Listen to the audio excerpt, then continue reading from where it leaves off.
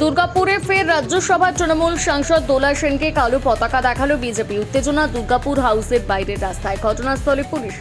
দুর্গাপুরের ইস্পাত নগরী দুর্গাপুর হাউসে কেন্দ্রীয় ইস্পাত মন্ত্রীর সাথে দেখা করতে আসেন রাজ্যসভার তৃণমূল সাংসদ দোলা সেন। দুর্গাপুর হাউস থেকে বেরোনোর সময় বিজেপির কর্মী সমর্থকেরা তার গাড়ি আটকানোর চেষ্টা করে। তারপর কালো পতাকা দেখিয়ে চোর চোর স্লোগান শুরু হয়।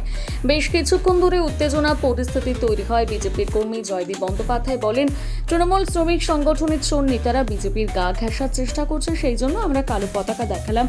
দোলা সেন খারাপ তৃণমূলের সাথে যুক্ত। আমরা দুর্গাপুরে বিভিন্ন দাবি দাবা নিয়ে মন্ত্রীজির সাথে দেখা করেছিলাম। এর আগে আপনারা জানেন দিল্লিতে আমি কিছু না হলেও ওনার সাথে 10 বার দেখা করেছি। আপনারা রিপোর্টাররা সবাই জানেন আমাদের যে দাবি দাবা নিয়ে।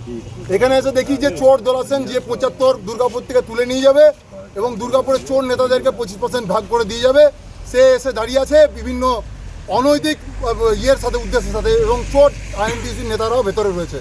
আমরা ওই জন্যই ঠিক করি যে চোরকে এই দুর্গাপুরের মাটি থেকে উৎখাত করবো না, দুর্গাপুরকে মাটিতে ঢোকা বন্ধ করবে এই চোর অমানুষগুলোকে। কোনো স্থান নেই। মুর্দাবাদ।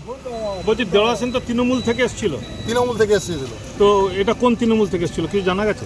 খারাপ তৃণমূল থেকে, কালীঘাট তৃণমূল থেকে। ভালো তৃণমূলের প্রতিনিধিত্ব দোলা সেন করে না বললো। আপনারা কি কালো পতাকা দেখিয়ে তাকে তাড়ালেন? হ্যাঁ, কালো পতাকা দেখি তাড়িয়েছি। ভবিষ্যতে আরো অনেক বড় কিছু দেখানো হবে। এখন কালো পতাকা শুধুমাত্র ট্রেলার ছিল। বাংলা হাটের আরও খবর দেখতে নজর রাখুন। বাংলা খবর মানেই বাংলা হাট।